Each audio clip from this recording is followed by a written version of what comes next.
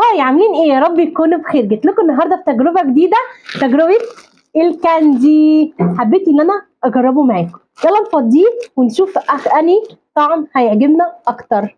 يلا بينا. هو ايه مش عايز يتفتح؟ احنا هنتصرف ونفتحه. فتحناه اهو، شايفينهم؟ يلا ندوق. اول حاجه معانا هو على شكل البيبسي دي، شكل الازازه.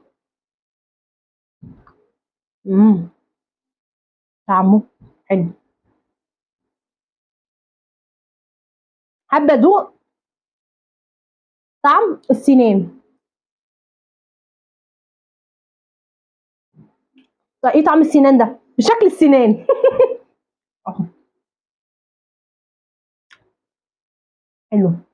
وفي بقى بردك اللون ده، طب اكيد بالتفاح والشكل ده. طعمه حلو قوي بالتفاح مع ان ده مش عارفه بقى ده بطعم الفراوله، هو جواه حاجات بيضه كده.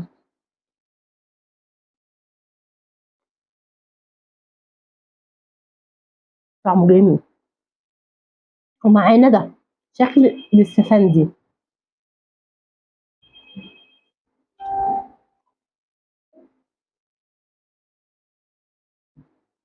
وبرتقال ومدي الاستفندي، بس هو برتقال عامل زي فص الاستفندية او البرتقالايه. استفندي ولا برتقال؟ لا استفندي. اخر حاجه معانا من الاشكال. امم طعمه حلو.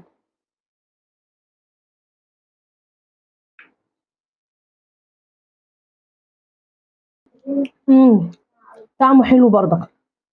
وفي ده برضك باللون ده، مش عارفه ده باللون ايه بقى، التوت ده ولا ايه؟